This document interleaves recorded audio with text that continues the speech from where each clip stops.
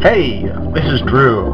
If you know me, you know that every summer I'm super excited to go camping. I thought it might be cool if I shared my camping experience with you so you can see how rough and demanding a real camping trip can be.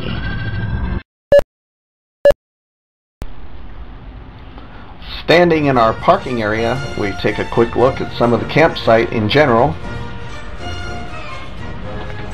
And now we approach my group's pavilion. It's a 3-level open-air pavilion. Open air means that there are no solid walls. As we come up the stairs, our first spot and lowest level is the dining room. We have 3 tables with 6 chairs, so that's 18 people we can serve for dinner, and a couple more if you include the benches that are around the room. The next level is our kitchen, and it's only 1 step up. We have storage lockers. We have a microwave oven. We have 3 coffee makers, creams, and sugar. Directly across from there, we have a 6-burner commercial gas stove and oven. We have a 4-slice toaster. We have spices and cooking oils. We have a refrigerator freezer. We have a double sink with hot and cold running water. We have another sink with hot and cold running water. We have another refrigerator freezer. There's some prep area, and we have a second 6-burner gas stove and oven. We have all of our own mugs, plates, bowls. We have our own silverware. We have mixing bowls and measuring cups. We have knives, cooking utensils. We have almost every kind of cookware and bakeware that a demanding camping trip would require. As we exit the kitchen on the 2nd level, we have 2 gas barbecue grills.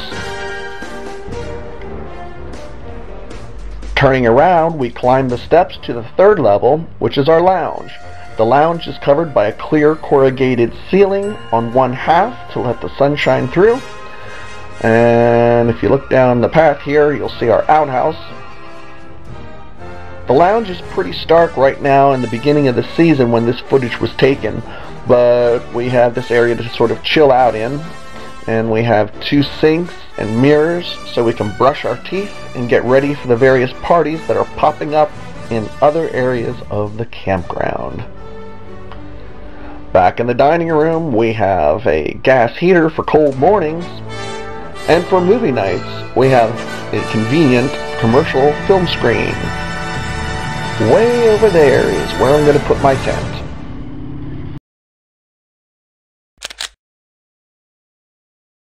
Most of the campground remembers that I used to own a beautiful black 1976 Cadillac Superior hearse. That Cadillac was not only my lifelong dream car, but it was also my camper. While I have you here watching already, here's a few shots of that awesome car.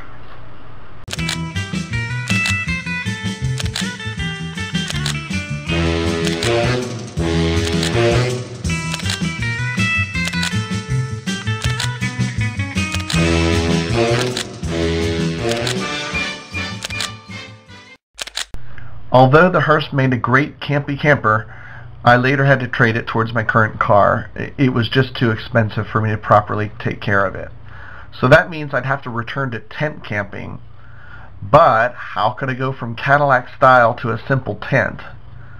How about going for a luxury tent? As we make our way to my tent, this is my own little personal bubble. Looking around to the back, you see there's a little push-out area that's meant for storing luggage or your gear. A friend of mine suggested that from the inside it looks like a little fireplace. So I bought the old-fashioned fire logs, and it looks awesome. You'll see that coming up.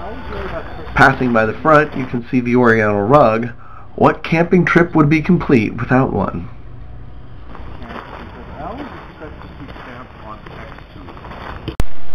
Okay, let's check out more of my bubble. We set up our tents all around the pavilion, and although we have everything we need at the pavilion, we don't have electricity for our own tents. So I brought my own.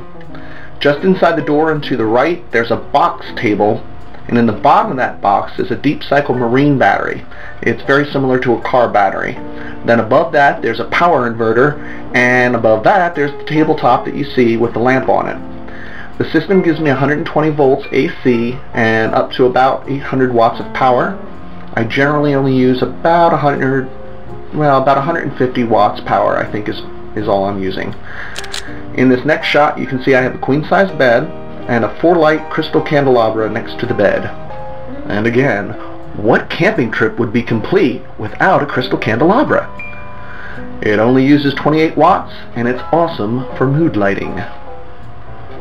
The little push-out area here was meant for luggage, but it makes a great fireplace. I added a set of brass andirons I had laying around and an old-fashioned fire log set.